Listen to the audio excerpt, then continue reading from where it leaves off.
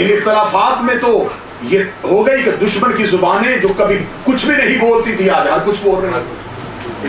कल एक मलाउन का सोशल मीडिया पे मैंने यहां से निकलते ही क्लिप देखा कि उसने कहा फिर, क्योंकि हर साल कोई ना कोई मलाउन, कोई शजीद ज़ादा शजीद के दिफा के लिए निकलता।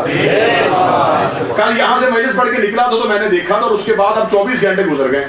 मैं तो इस बात में था कि शायद कोई जिम्मेदारी जवाब दे दे।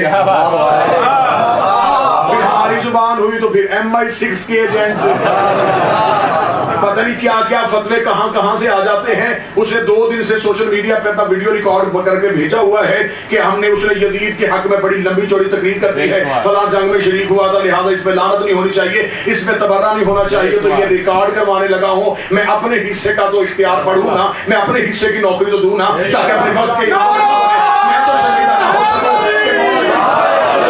तो मैं भी खामोश हो गया था। मैं जानता हूं हो सकता है कि मेरी जुबान से निकला हुआ लफ्ज वही इब्राहिम की आग बुझाने वाले वो परिंदे के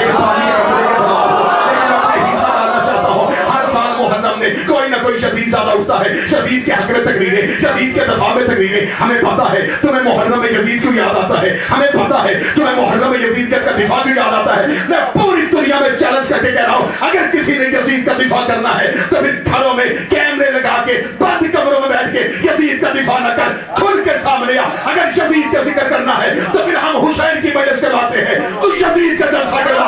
मैं हुसैन के नाम पे बंदे बुलाता हूं, तू यजीद के नाम पे बंदे बुला। मैं हुसैन की मां का किरदार पढ़ता हूं, तू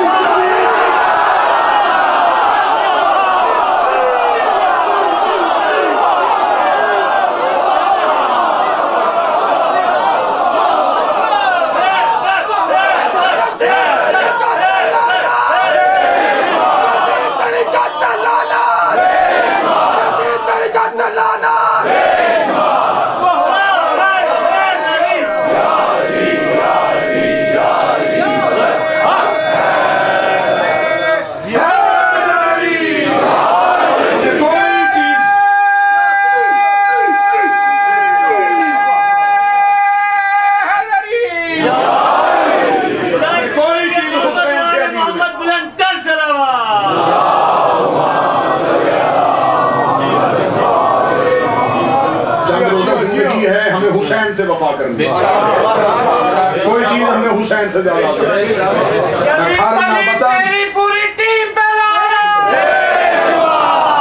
हमें सिर्फ और सिर्फ अगर अजीज है तो मोहम्मद वाले मोहम्मद।